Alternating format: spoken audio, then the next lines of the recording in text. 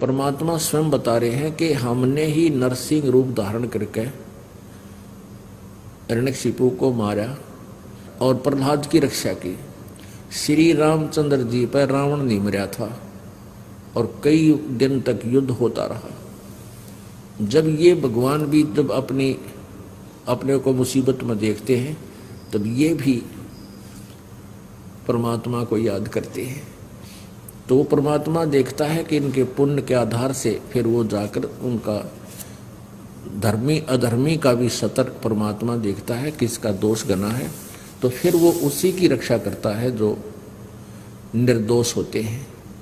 तो परमेश्वर कबीर जी ने जाकर ही रावण के देखो सब लीला मालिक के हाथ में होती है। क्रियाकर्ता दिखे राम, पहले राम वो धनुष था, सारे काम कर रहा था, कुछ नहीं कर पाया। अब ये कहने की बातें हैं कि विभीषण ने बता दिया कि उसकी नाभि में अमृत था, ये तो जाते बता दिया था विभीषण ने, और उसके बाद तो छक्के छुटा दिए थे रावण ने श्री रामचंद्र जी के। जब उसने याद किया कि कुकर मरा कसाई सिर मारता हूँ तो कट जाता है और फिर उगाता है, और नाभि में ये तीर लगने नहीं दे रहा, वो भी बहुत बड़ा सूरवीर था। तब परमेश्वर कबीर जी ने आकर निशाना साधा, रावण दिखा था, राम चलाता और ठोक्या परमात्मा ने।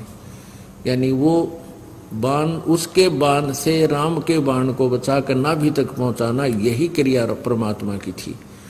किसको क्रेडिट देंगे? पूर्ण परमात्मा को। न राम तो पहले मारे न था, लग गया को नहीं, छक लिया था उसका। तो यहाँ क्या कहते हैं, सोच सीधर मैं करूं अपने संता काज, हिरण्यकशिपु जो मार दो नरसिंह दर के साज। जो जन मेरे शरण है ताका हूं मैं दास, और गेल गेल लाग्या फरू जब लग धरती आकाश।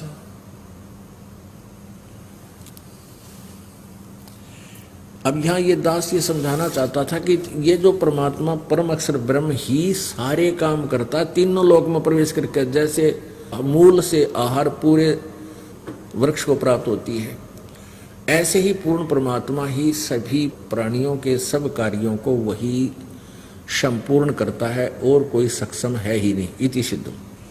जहाँ जन की महिमा सोनो ताम, स्वर्ग पतालों सकल में आप कबीर है राम।